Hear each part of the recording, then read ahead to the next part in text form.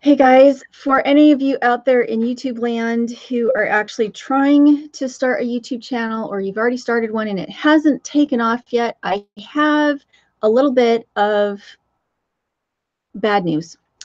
This morning, for any of you who haven't checked your email that's associated with your YouTube channel, they just sent out a new notice, and I'll read it so that you guys can see what it is. It says, today we're announcing changes to the YouTube Partner Program. While our goal remains to keep the YouTube Partner Program open to as many channels as possible, we recognize we need more safeguards in place to protect creator revenue across the YouTube ecosystem. Then it says, what's changing? And it says, under the new eligibility requirements announced today, your YouTube channel is no longer eligible for monetization because it doesn't meet the new threshold of 4,000 hours of watch time within the last 12 months and 1,000 subscribers. As a result, your channel will lose access to all monetization tools and features associated with the YouTube Partner Program on February 20th, 2018, unless you surpass this threshold in the next 30 days. Accordingly, this email serves as 30 days notice to your YouTube Partner Program terms as terminated. So what that means, and the reason I got that email is because I have 3 channels.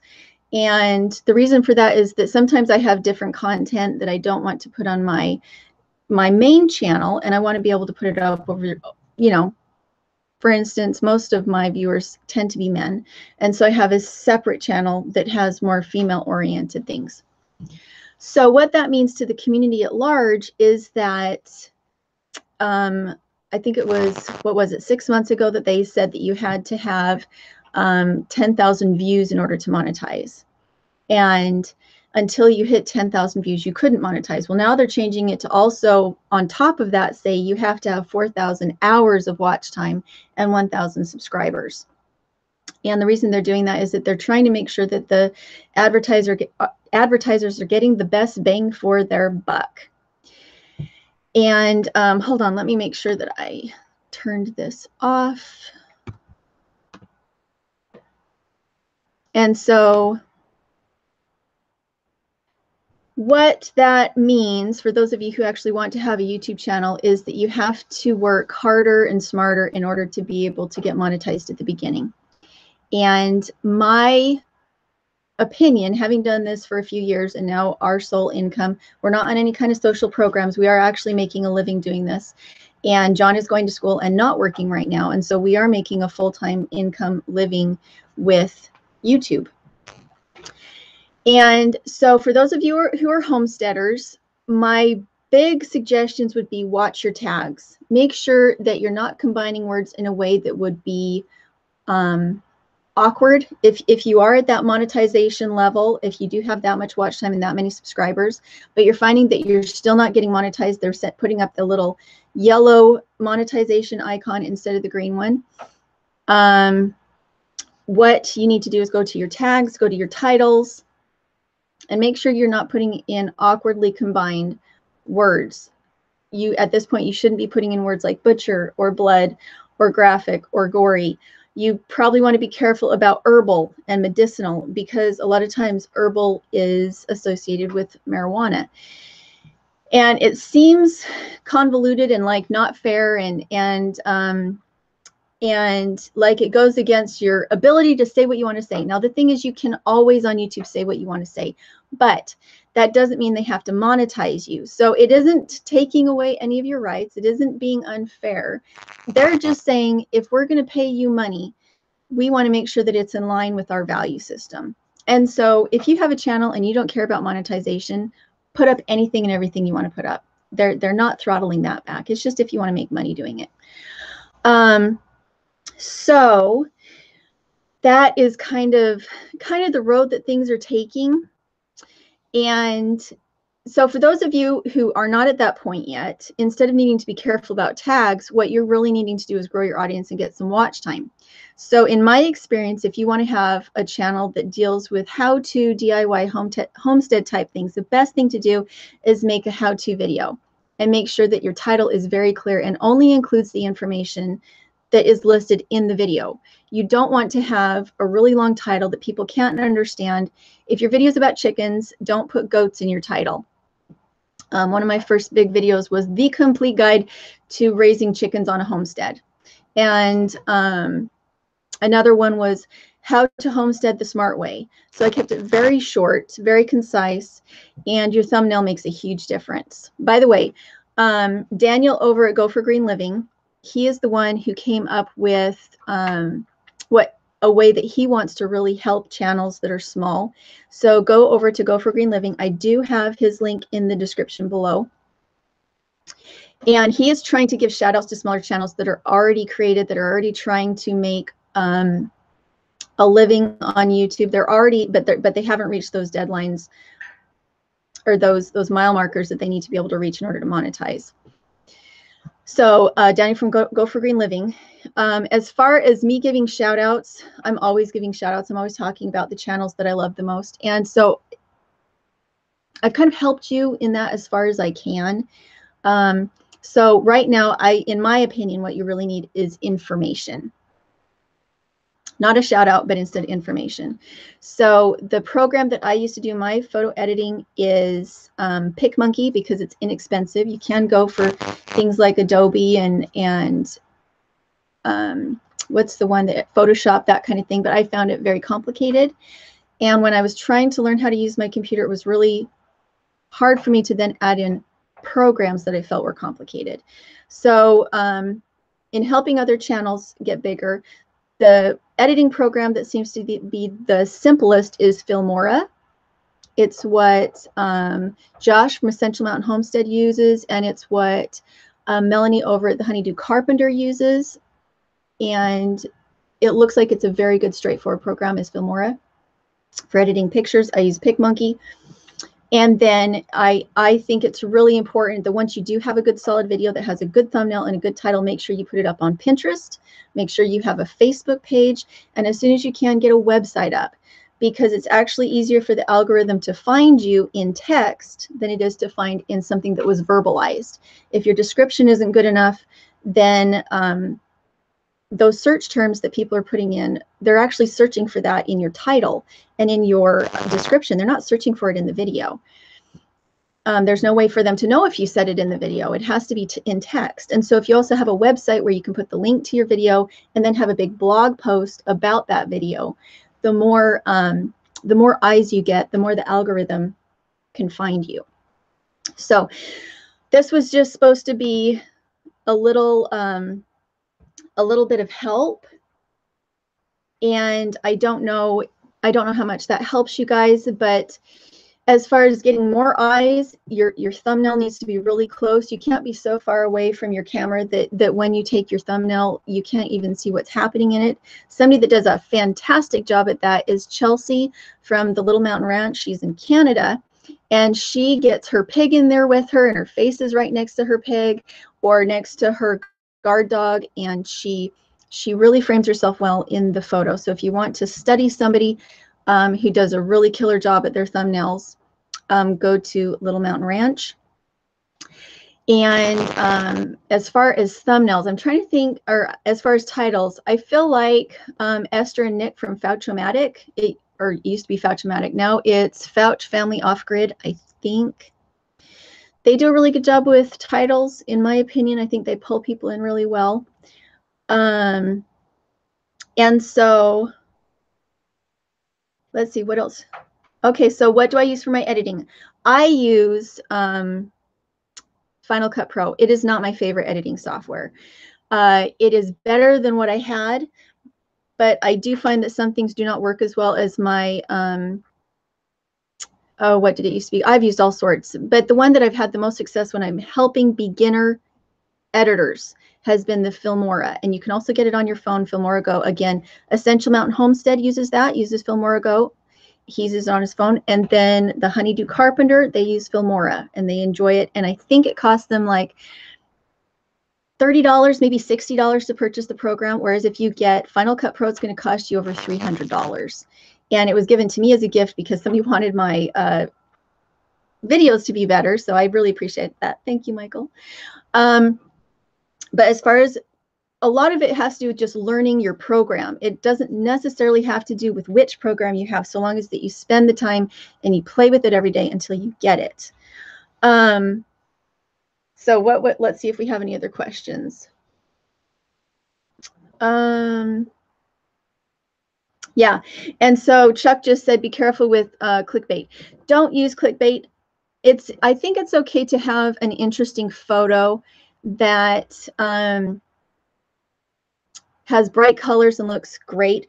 But if you're actually saying that the video is about one thing, and then they go in and the video is about something else, you don't create loyalty. Instead, you create frustration, because that was exactly what they wanted to learn about. But then you sucked them in and wasted 5 minutes of their time in order for them to find out that that's not really what it was about. So try really hard to keep things in a nutshell. If you have too many topics in one video, and I'm really bad at this because I get excited about projects, I want to show it all at one time, but the video will always get better views if you stay with one topic on that video, and the thumbnail and the title and the description are all very involved in the information that you're giving. And never discredit what it is you think is important to talk about. If you think that the topic is important to talk about, then just present it as best you can. Make the thumbnail good, make the title good, and cover it as best you can. Okay, so 1 Acre Homestead is asking for a shout out. Okay, so one Acre Homestead, what is your channel about? Just for everybody else, so that I can say specifically what you believe your channel is about. And thank you. Other things, as far as monetization, this is important. YouTube Red is actually a really, really great tool, because as a YouTube person, somebody who makes their living, I need to be able to watch other people's videos. And if I have to sit and watch ads for every video that I need to watch, it wastes a lot of my time. So we use YouTube Red. It's $10 a month. And the nice thing is that then ads are not involved. There is no advertisement there.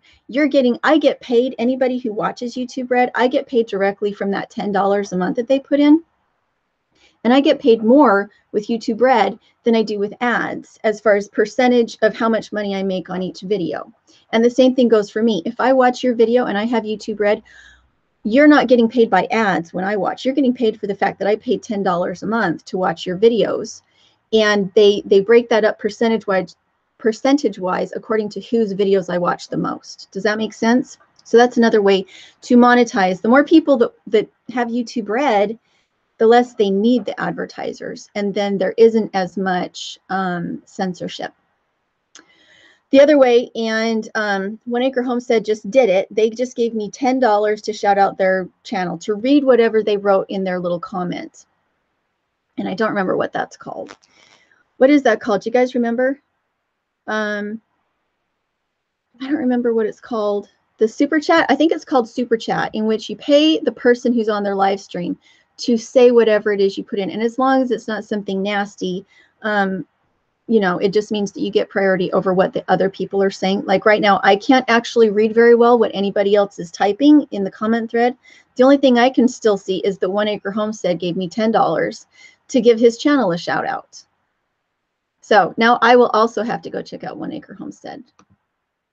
I don't know if that will actually make me close out, though. It's the number 1, just 1 Acre Homestead. So that's cool. Nice way to show initiative. And Willow Creek just came on. She also does a fantastic job with her thumbnails. If you haven't seen Willow Creek Homestead, go check out her thumbnails. She's very good at it. So anyway, that was what I wanted to come on and say. Make sure to go check out Daniel.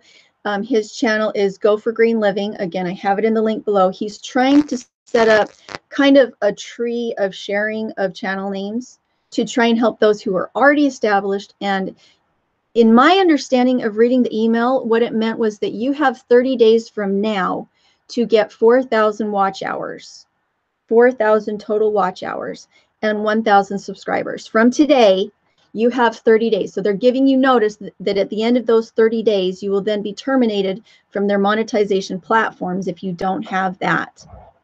So I think it was brilliant that Daniel came up with this. I was going to try and wait a few days, but then I went back and reread the email, and it sounded like you're actually getting a termination notice, that you haven't actually been terminated yet. And I don't blame them for doing this. I remember when I first started making YouTube videos, I was terrible. I'm still not fantastic, but I think I figured some things out.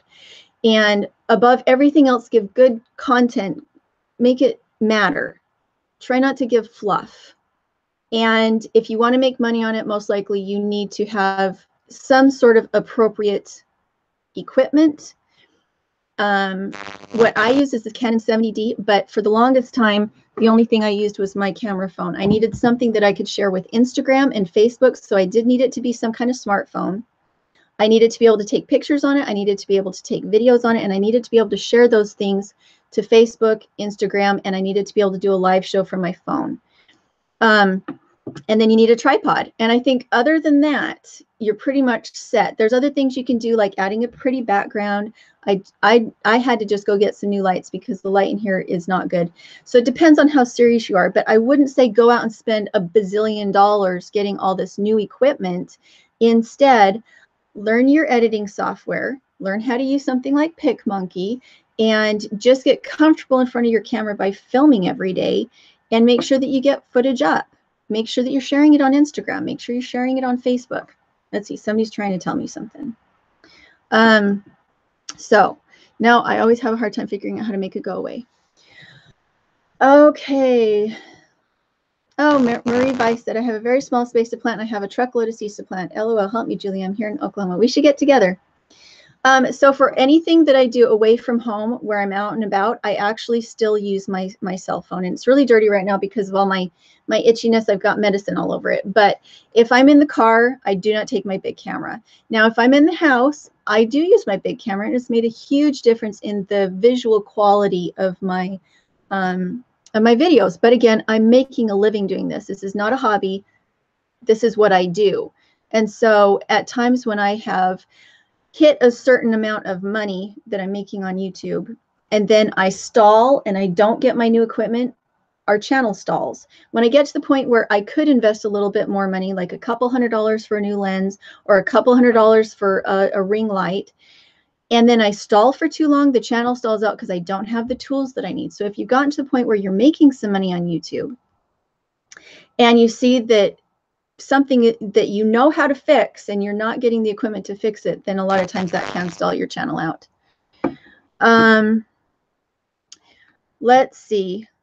The Bee Lady April said, Julie, we do not have 10,000 views to be monetized, but 4,000 in 12 months and over 1,000 subs. Are we okay? Didn't get a letter. So if you didn't get a letter, you're fine. So I got a letter because I have 3 channels. I did not get that email on my main Dirtpatcheaven channel. I got that on Natural Happy because I have a little channel that I do not put things up on very often, but it's about things like organic makeup and lymph drainage and whether I wear a bra or not, whether or not I think it's healthy.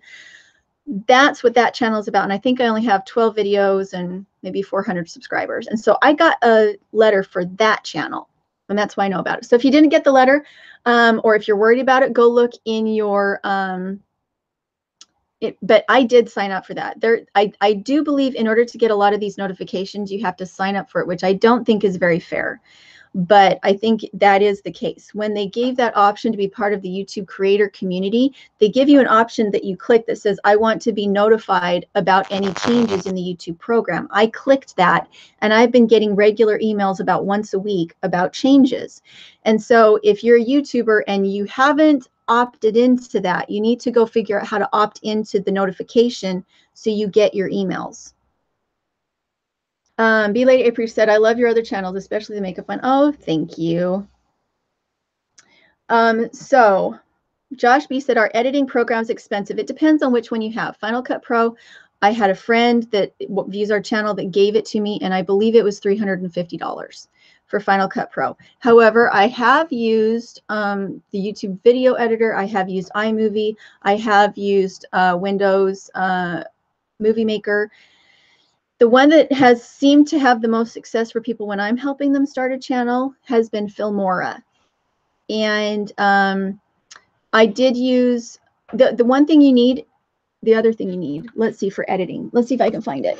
The other thing you need, see if I can even show it to you because it's stuck, is an external hard drive. If you don't have an external hard drive and you're trying to edit videos on your computer where they're housed, where they're stored on your computer, you will not have enough memory, you will not have enough space on your computer itself to be able to edit videos. So you have to have some kind of external hard drive that you download your videos into, and then you edit them on your computer, and then you delete all those files from your computer itself after the video has been edited. You do not want to store any data from your filming or pictures on your computer. It all needs to be in a hard drive.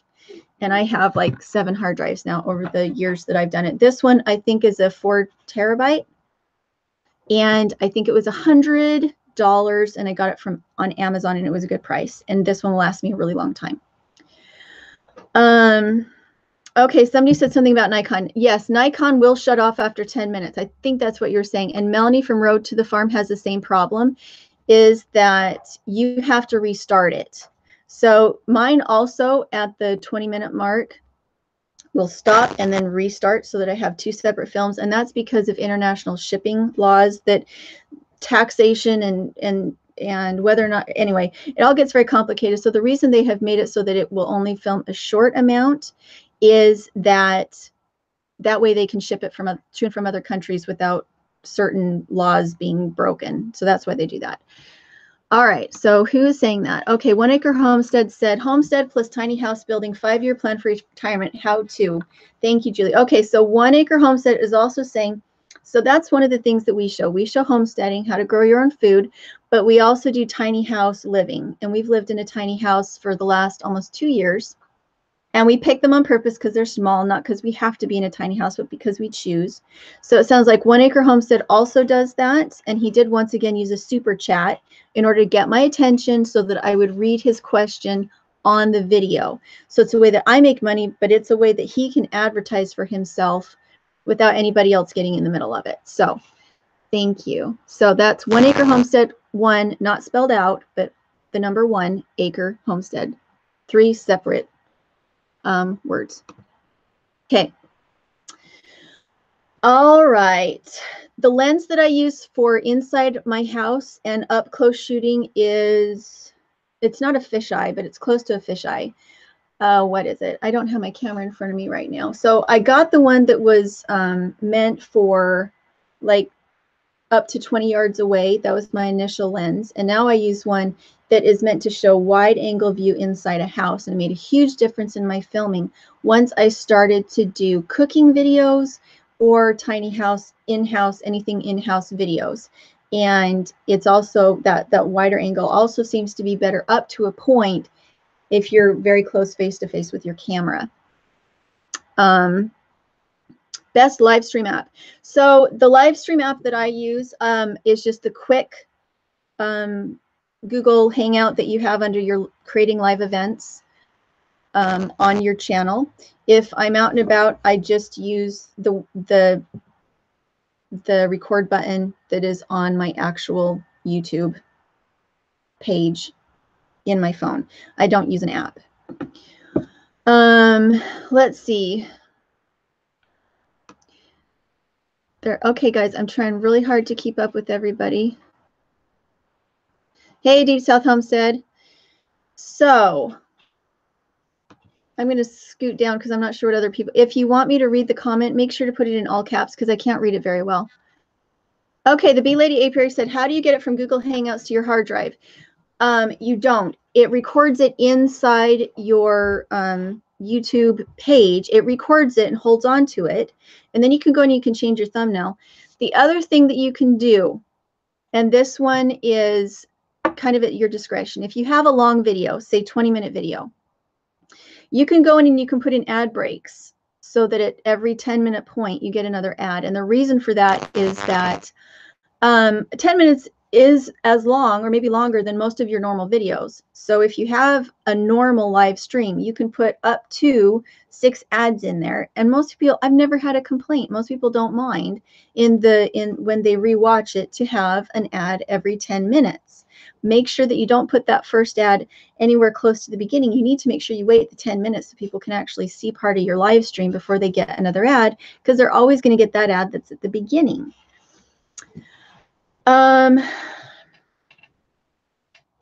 Let's see.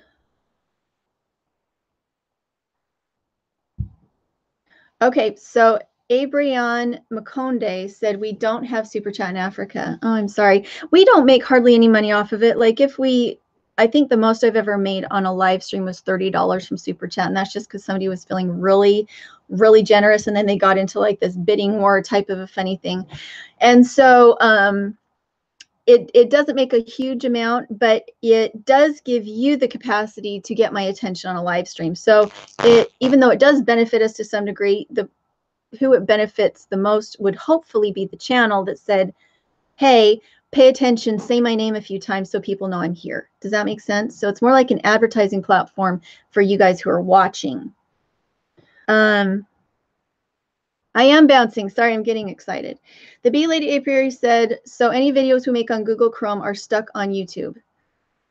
On Google Chrome. So any videos you make using Google Hangouts is then transferred to your YouTube unless you've downloaded a separate streaming program. If you have a separate streaming program, that's a whole different kettle of fish that I do not mess with. I know that Danny from Big Family, or Brad, not Danny, Brad from Big Family Homestead likes to use a separate streaming program that then captures that film so that he can then edit it. But what I do is I just leave it as my live stream on my YouTube channel, and I just use Google Hangouts so they're connected because I don't want to mess with that. So if you have a separate streaming program, that's a different kettle of fish. So let's see.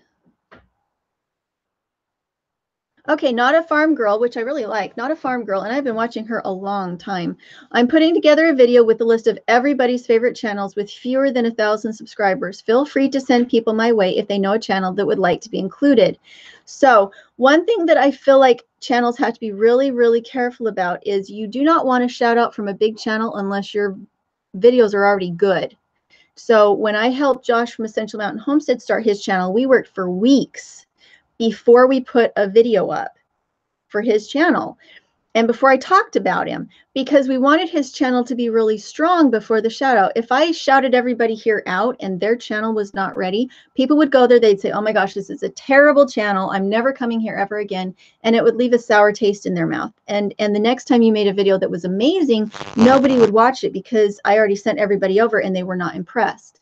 And so if you're going to get a shout out from another channel, you need to erase all the garbage off your current channel. You need to erase everything that distracts from your main message.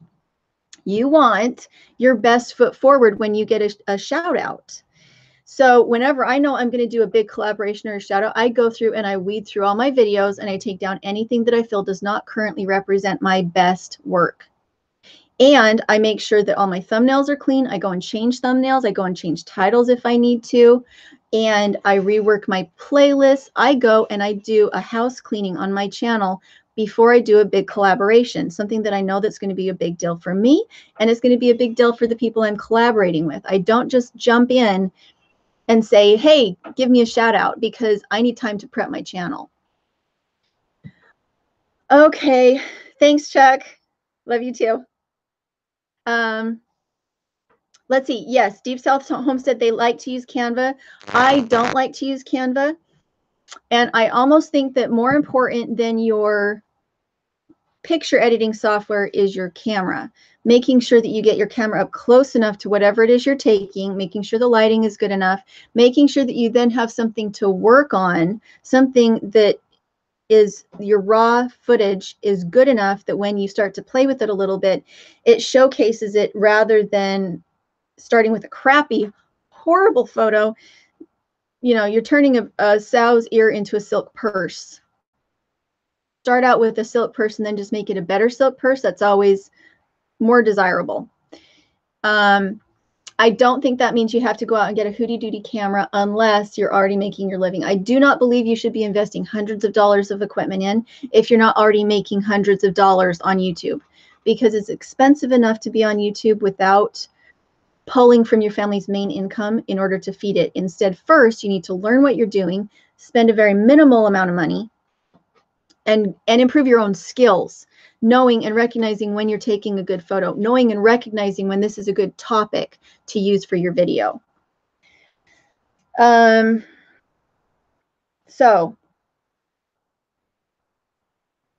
okay, Hafsa Artist said, how many views is equal to 4,000 hours? So 4,000 hours would mean that if my general video is 6 minutes long, and I have 4,000 views, then I have 6 minutes times 4,000 views, and that's how you measure that time. So if I have a video that has 700,000 views and it was only 2 minutes long, I still have plenty of minutes to create hours. Does that make sense? So, so that's how you do that math.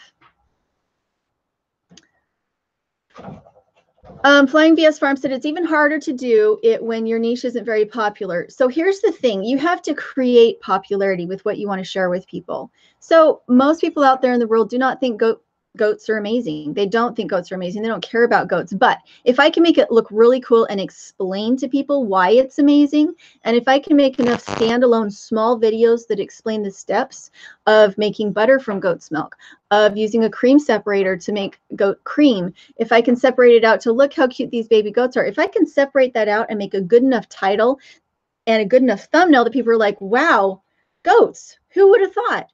So it doesn't matter what your topic is, as long as you break it down to an understandable nutshell level, and you can take a good thumbnail, you can make a really good title. If you can do that, you can create fascination in your topic. It doesn't have to be something people are already fascinated by. And that's really important. If you're the first one to teach people that it's fascinating, then you get all the big views. If you wait until everybody else has done the popular ones, then you're 1 in a million that's trying to get that video out. But if you created interest in it by yourself, you're set.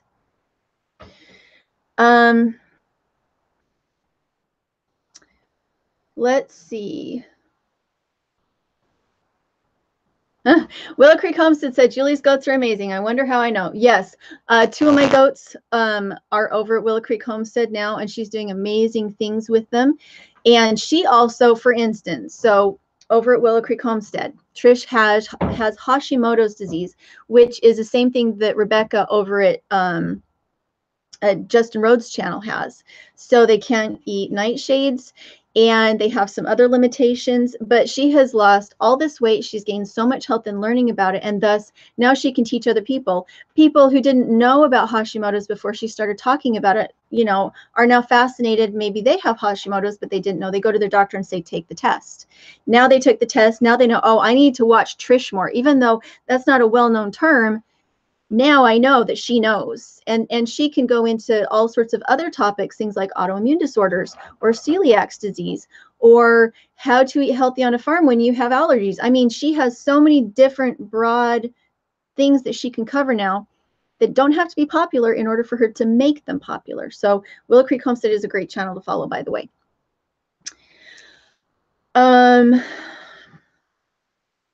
Let's see, what did somebody just say? The Bee Lady Apiary said, Julie, you are adorable and have tons of charisma, and that attracts folks, especially men, your highest viewers. The rest of us have to really work. Whatever, you're a beautiful woman. I don't even know what you're talking about. Okay, so Bee Lady Apiary, she is the queen bee as far as bees go. So if you want to know about how to get hives that are producing and not always dying, back home, I know so many people who started with bees, and yet they would die after their first winter, or they died during their first winter, or they'd have something else overcome them. So as far as an established apiary where it's still working, the Bee Lady Apiary, those are all separate words. The Bee Lady Apiary is where you need to go. And they do a lot of live streams explaining about bees, and I love her to pieces. And she's over at Deep South Homestead a lot on their live streams too, and she's always a wealth of information. So okay, so Flying VS Farmstead, which is why I'm not doing homestead videos anymore. And see, I think it's kind of selling yourself short, maybe, because I know you have so many, like for instance, Rebecca, when we went and stayed with them, it was for my birthday, and her grandma made me some grain-free, gluten-free cupcakes for my birthday, and they put candles in it. So I love Rebecca and their channel. Rebecca has these chickens, they'll actually climb up and stay on your shoulder, and they're like pets and they're beautiful. And Rebecca does reenactments and old costumes from, I think it's Revolutionary War times, isn't that right, Rebecca? And she has these amazing skills, and she's one of the sweetest people that I have ever met in my life, and one of the people I was most excited about meeting when we went across the country. So if you're into reenactments and into homesteading, you should go check out Flying VS Farms, and it's 3 words. It's Flying V.S. Farm, and you should go check out Rebecca. She has a lot to teach, and I think one of the things we have to remember is that just because somebody else has made it doesn't mean that we can't do it better, that we don't have some kind of skill in there that somebody else has never put out there. Nobody else has put out there. So for instance, there's a lot of butter making videos out there on YouTube land, but I had goats, and I was going to show you how to make butter with goat's milk, and fresh goat's milk, not milk that had sat in the fridge for a week to make the cream rise. And so I made that video. I don't know how many views it has now, but I need to go resurrect some of that old footage and put it back together and edit it better, so that it really gets the point across you can do it with goats, and how much the machine costs that you can do, and that I just use a blender to make the butter itself. I think there are a lot of you out there with really good old footage that needs to be resurrected. If you started your channel months or years ago and nobody saw those videos, but now you have a pretty good following, go cut those old videos up and put them back together in a way that makes better sense. Re-edit it, maybe do a voiceover, add some music, and retitle it better now that you've learned something. Don't forget about that old footage. And don't sell yourself short on your information. Instead, look around and say, how can I edit this better? How can I make a better thumbnail? If I have an old video that I know should have viral views, I'll go back and all I have to do is change the thumbnail, and then it pops it up as a new video. So anytime you go back and make a change to an original video, and instead of re-editing it, all you change is like 1 word in the title, or you change the thumbnail, it pops it up on your feed and people see it again. And so if you know you have an old video that was amazing, go resurrect it by changing the title or the thumbnail, but make sure that what you're replacing it with is amazing, because you want to pull people in this time. All right, trying really hard, guys. We'll see if we can get down to the bottom. Avon Leanne said, Julie, does goat's milk have a different ratio of cream to the milk? I get 1 quart of cream to 1 gallon of milk is what I get with my cream separator. My cream separator is on eBay, and I think it costs $70 and $30 shipping, and it gives you cream, and then you can make butter with the cream. All right. So I think those are all the questions that I feel like are urgent in my needing to answer them. Avalian said, interesting, does it taste different? No, it tastes the same. If you have a good goat, which you do have to have a good healthy goat that has sweet milk. If she doesn't have sweet milk, she isn't going to have sweet cream. Willow Creek Holmes has said, I need a cream separator. I need butter in my life. One good channel to go check out. What is the name of her channel? Oh, something beauty. Trish, do you remember what I told you was the name of the channel that has the cream separator in it? Slavic Beauty, something like that. And she shows how to even use the milker, like the cow milker that they put on. Okay, so I feel like I have maxed things out. If you have any other questions, I guess you can email me. Passion for Woodworking says, things will just take a little longer for new channels. It's a slow process, but slow growth is strong growth. I'm learning as I go and appreciate the time I have to improve. I think that's a really good way to put that. And it wasn't any different back in the day, because if you don't have a certain number of views, you're not getting paid anyway. So if you don't have 4,000 hours of watch time and you don't already have 1,000 subscribers, the likelihood of you actually making any money at all is very slim. You do have to have a certain number of views and subscribers in order to be making more than a couple dollars a month anyway. And so them saying this doesn't really set you back. I think it just really gives you some parameters to aim for. And I think that's really important to know, that is that once you make a really good, strong video and people see it, they want to share it. And so if you're making good content and you feel passionate about that content, people will start to see it, and it will start to create movement for you. What? Let's see, Grumpy Troll, I did get your message. Did I forget? I was on Etsy this morning and I meant to write back. I'm so sorry that I didn't do that. Your offer was so kind, and I am trying to get back to it. Thank you. Comstead said, we didn't make any money until around 1,000 subscribers as well. I think it drives you to do better and put up more content, right? So thank you. Getting started on Homestead said, great live stream and have a great day.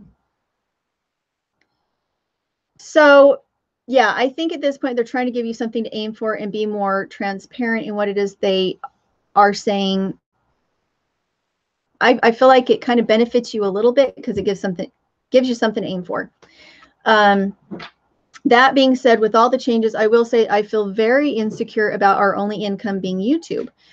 Right now, we are getting enough views to make money, but I'm having to be very careful that if it's a long video, I'm putting up ad breaks in it.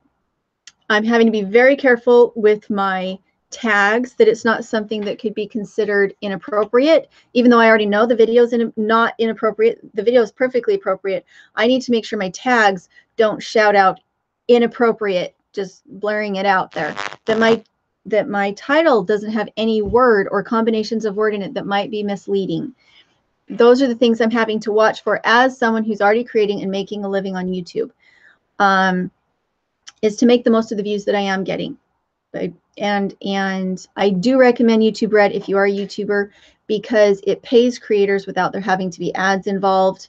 And it also saves you time so that when you're doing your research, you're not having to watch ads that are not pertinent to you. Let's see. I feel like I miss Flying VS Farms. Let's see. Flying VS Farms also has a blog. Now, I haven't been to your blog very much, Rebecca. What is your blog? Is it the same name, Flying VS Farms?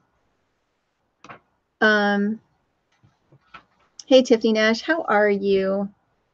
The Avalion asked if my hives are better. They're much better. I haven't been able to shower for a few days because I do believe it's still the chlorine, but my landlord came over and put an inline filter into the shower and brought us his Berkey. And so I feel like my repeated exposures are lessening, and so thus my hives are lessening. You'll see that I'm not actually holding my hands together like this to keep from scratching. I have some on the back of my neck, but they're not as bad. Shell's Home Place Journal said, if your video is tagged after several views, do you lose that money? So this is how I am very, very careful. When I have a video to put up, I schedule it, and that way it kind of sends out that message that it's ready to be looked at, and the program looks over it and sees any tags that they don't like, and then they instantly put up the yellow instead of the green money sign, which means that then I can go back through all my tags and I can double check. I can look at it and say, did I put a word in here that makes it sound like it's not appropriate? For instance, butcher, butchering, medicinal, or herb will make it sound like you are putting out information like you're a doctor when you're really not. So that'll get you tagged. The other thing is, like, herb sounds like marijuana. And so you need to go out because every time you move, it makes the camera move. So you guys go finish your school, please. I'm already done. So, so what I very rarely lose money on a video. I am not seeing any yellow signs because I'm so careful to make it politically correct if I'm going to monetize it. And I know that sounds like a sellout, but I can find other words that give people something to search for without them being something that sends up a flag. For instance, garden, natural, green, plant, planting. All those words can be used for gardening. You don't have to use medicinal or herb. If I'm doing it for cooking and I'm saying herb, instead I'll put in thyme, marjoram, cooking, recipe, bake, saute. Those are all words that might give people something to look for instead of herb, which could be equated with marijuana. Willow Creek Homestead said, mine gets demonetized after about 600 views and then remonetized after about a day. So I did have that happen in the beginning. And the way that I got around that was that I would schedule it, give it some time to cook, make sure that it wasn't going to throw up a yellow on me. And I started to be just very, very careful about what tags, what descriptions I use, make them as blasé. I can make the video as cool as I want because they're not finding search terms from listening to me in the video. They're not searching for words I'm saying in the video. They're searching for words that I typed, my tags, my title, my description. So I make it as blasé as I possibly can, make the title as exciting as I can without using the wrong words, and then putting general search terms in the bottom. Now, my views aren't getting as many hits as they used to, but because I'm doing it smarter, the monetization has not gone down. I don't know how to explain that, except that I have to make sure I put up a daily video, and I have to make sure it doesn't get demonetized. And then I'm sharing it more on Pinterest. I'm sharing it more on Facebook. I'm making sure I'm watching everybody on Instagram. I haven't been putting up a lot of Instagram pictures because pictures are not really my game. I much prefer videos. So finding your parameters of what works for you, I would highly recommend, if you do how-to videos, put them on Pinterest. Make sure your thumbnail is spectacular. Maybe put some words on it using Canva or PicMonkey, because having words on it makes it more visible to Pinterest. And make sure to put up some boards that are specific to the topic. I have one board for cooking. I have one board for how to save money on a homestead. I have another board for rabbits. I have another board for sewing.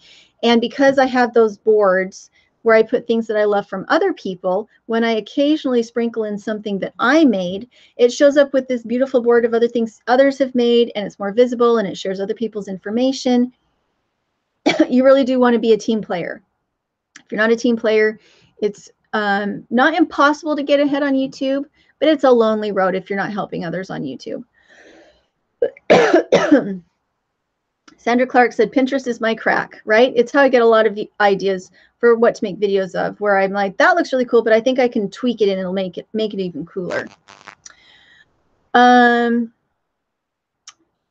to is a good tag, so is DIY. Yes. Flying VS Farm said, I found Instagram and Pinterest are good avenues for getting your stuff out there. I agree. Marie Weiss said, off subject, but have you tried plantain salve for itching? I didn't have plantain. If I'd had it, I would have tried it. What I have is something that I don't even know what it's called, but it seems to be a drying salve, and it's called Old Faithful Ointment, and it was made by somebody in Afton, Wyoming, and it's been amazing. I used it for chicken pox when Paige had chicken pox, and she doesn't have any pits in her skin because she never scratched it. All right. So again, the person who put me up to this is Daniel from Off-Grid. No, Daniel from Danny. Now I've lost it. Go for Green Living is the channel. Go for Green Living. I have it in the description below. So he is making lists of people that he thinks you should go check out. However, big caution there. If you want to be part of that list, go clean up your channel.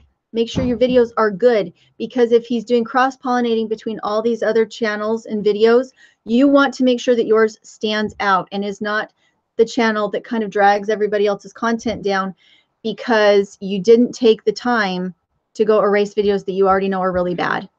Because let's just be honest, I have some videos that are really bad. Their content was crappy, the video was crappy, the title was crappy, and I needed to take it down. My first big shout out was from One Girl's Rant. So if you haven't checked her out, you should. She has an amazing chicken video. Okay, girls, I need you to stop, please. One Girl's Rant, she did a backyard chicken video, or chickens are the gateway animal. Chickens are the gateway animal. And I did one that said that goats were my gateway animal, and she gave me a shout back. And when she did that, my channel suddenly took off. And then my second one was LDS Prepper. He lives down the road from me. So I knew that he was going to give me a shout out because we'd already talked, and I went to go film his greenhouse, and he was going to say something about me. I knew he was doing it 2 weeks before he did it. And so I went and I did a cleanse of my channel. I took down everything I felt didn't put my best foot forward. And again, I do that about once a year. I just make sure that everything is still in line. I like the way I did it. I liked the editing. I liked the video. And that way I'm always putting my best foot forward, especially if you start working with people who are affiliate. Like, for instance, Am My Gardener. I affiliate with them now. I like their seeds, and so I put a link to their seeds, and I make a very small amount of money from that. Tiny amount of money. But when it adds up, it gives me more money in a month than my Amazon affiliates do. Now, if my videos look like crap and they don't make sense and there's no common thread between them, then why would they want to advertise with me? Because I'm not showing them. By associating with me, it would make them look bad. So if you want to be, if you're trying to get attention from people who you want to affiliate with because you like their products and you believe in them, make sure that your videos are something that you would want to be associated with if you were promoting a business. All right.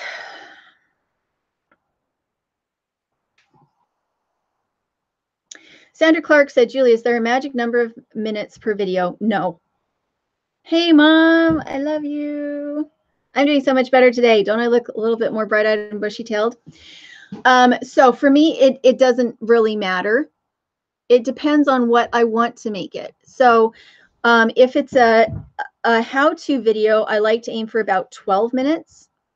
If it's a live stream, you need to go at least an hour. If you don't go for an hour, all of your people don't get a notification to come and join the stream. So you want to give yourself an hour for a live stream.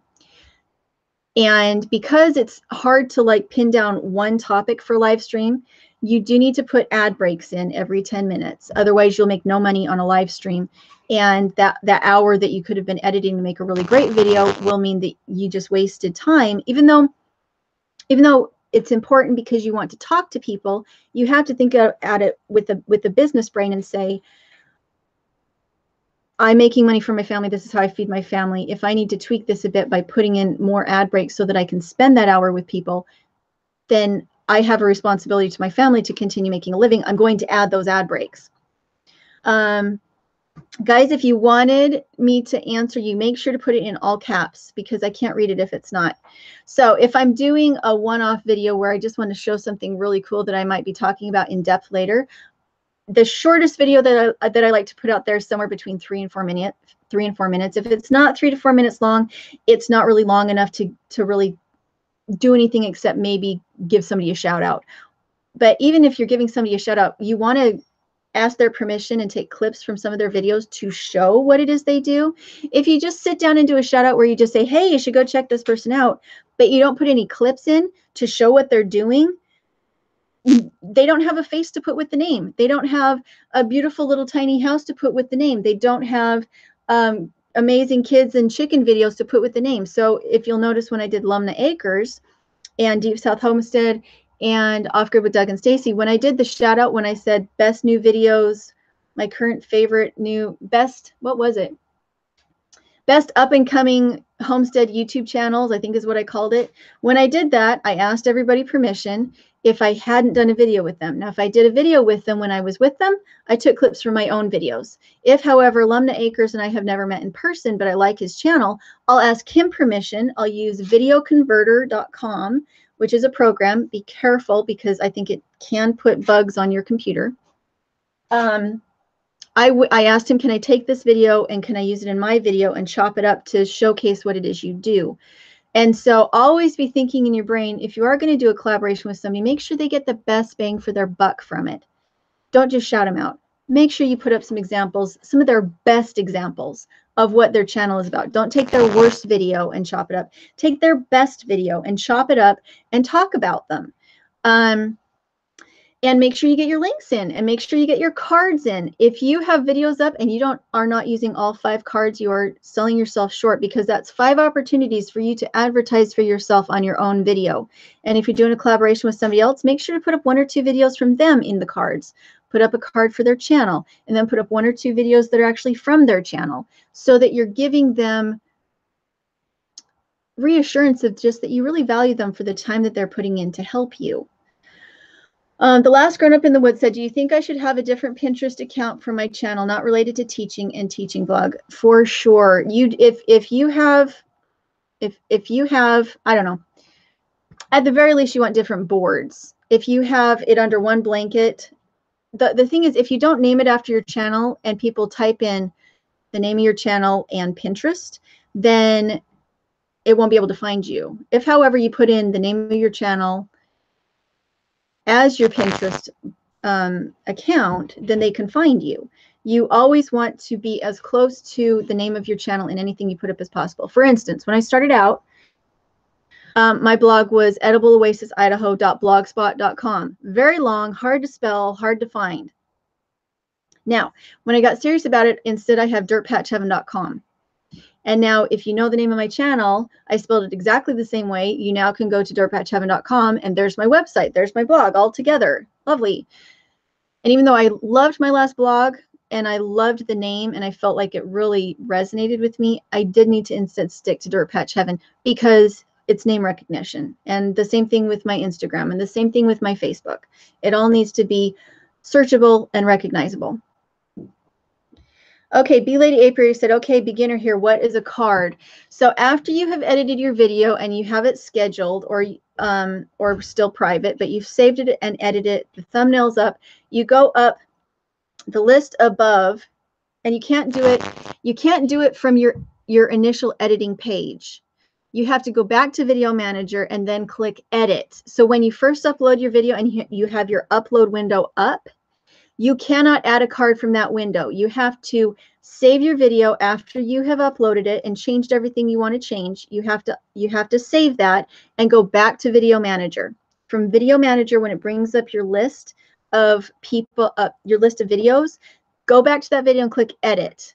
And now when it brings it up, along the top, you'll have info, music, enhancements, and cards. You'll click the cards, and then it'll bring up a little window that'll say add cards, and it'll scroll down along the bottom. You can watch your video and say, click, this is where I want to add a card. You'll go over and you'll say add card, and you can add a channel, you can add a playlist, you can add a video, or you can add a link to something like an Etsy store. So you can advertise for your own Etsy store by clicking add a website. And with that add a website, you can put in your website, you can put in your Etsy store, and that's what cards are. And so, but you cannot access it from the upload page. You have to save it and click out of that and go back to Video Manager and then back to edit that video, which so frustrating. Could they make it any harder on you people? So that's how you do it. Shell's Home Place Journal said, what video editing program do you use? I use Final Cut Pro. It was a gift from our friend Michael. And initially, though, I used free programs. I used the YouTube video editor initially, then I used Windows Movie Maker, then I moved to Mac products, and then I used, what's it called, iMovie. And so this is the first time I've used one that you purchase, which is Final Cut Pro. And however, for a newbie, I really recommend Filmora or Filmora Go if you're on a phone. You can actually edit your video on your phone, but you can also get it for your PC, which is Filmora. And the people that I've helped start channels that needed a program use Filmora, and I think it costs somewhere between $30 and $60 to purchase it, which is very inexpensive. Okay, Little Bits of Heaven Homestead made it. Hello. It's a Mystic Farm said, easy to use video editing. Movie Maker is not available. It is still available, but you have to go download it. You have to go purposefully out and download Windows Movie Maker. You can reinstall it. I have reinstalled it before when I was in a pinch, and it is free if you have a PC. Okay, Vachos Granja? How can I gain 100 subscribers to fix my YouTube address? What does that mean? How can I gain 100 subscribers to fix my YouTube address? I don't know what that means. Try again. Mystic or Flame VS Farm said, Mystic Farm, I didn't know that. I've always had it on my computer otherwise. Let's see. Nifty Thrifty Bit said, I have heard of Skillshare, but not Udemy. Okay, so you guys must be talking. Okay. All right, B Lady April said, sorry, I was on phone. Are you leaving this video up, and what are the cards? Oh, no. Did you leave while I was explaining it? You can't do it from your upload window. After you've uploaded and add your tags and add your description and add your photo and add your title, you need to save that and go back to Video Manager where it lists all your videos, and then hit edit, and then it'll bring you up in a different window that will have info and music and cards, and then you click cards. And yes, you might want to go back and watch the video because I just spent 10 minutes explaining how to do cards. Okay, so what was the last thing I wanted to share before I go? As far as spending money on having people help you with stuff, I think it's best to learn how to do yourself. That was not correct grammar. I think it's best to learn how to do these skills initially yourself, because if you don't have these skills and you start to make money, then when you need to hire somebody to do it for you, you don't know what's good and what's bad if you haven't learned how to do it yourself. So I highly recommend always take, upload, and edit your videos yourself. Don't have somebody else do it. As far as using different programs like Facebook and stuff, it helps to have a friend sit next to you and show you, but make sure you know how to do it yourself. That's one thing that I struggle with, is I don't like to be on the computer a lot. I don't like to be on Facebook, except to keep in touch with friends. So I really struggle knowing how to navigate my programs. And if I were to spend more time learning how to do that, it would be a really good thing. Okay, girls, I need you to go check on the chickens, please. Both of you. Okay. We'll try and go outside with pillows. Flying via Farmstead is not easy, but between YouTube and Adobe, there are a lot of tutorials. Let's see.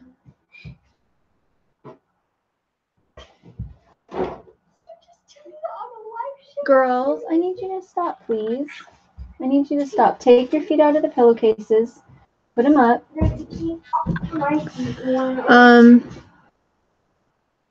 All right, so if there's no more questions, hopefully that was helpful. And I have shared all my secrets that I possibly can think of, except never use the default thumbnail. Okay, there's another one. Make sure that it's 1280 by 720. That needs to be the correct size of your picture that you put up as a thumbnail. And you can do a screen save. You girls are going to actually be in a little trouble when I get off this, because you're trying to be distracting. So please stop. You can do a screen save, which will save a picture. If you don't have the original picture on your phone, you can just save your screen, save the picture, and then change the dimensions so that it's 1280 by 720.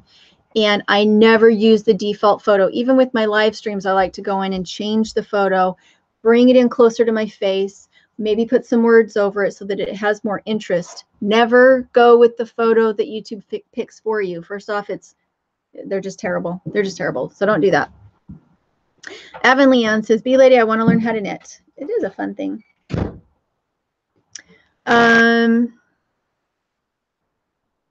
Ben Eden said, "Is there a difference between views and clicks? How long does someone have to view a 10-minute video to get credit for a view?" So you get credit for that, having watched that. You get credit for different things. If they watch the video, you get a different, it depends if the viewer clicked on it. It depends on if the viewer skipped it. It depends if the viewer watched the whole thing rather than skipping it. It depends on if when they clicked it, they went to the website and purchased something. You get a certain percentage depending on what people did. So any kind of view, any kind of interaction is good, but the level that you actually get paid for depends on how much they interacted with the ad.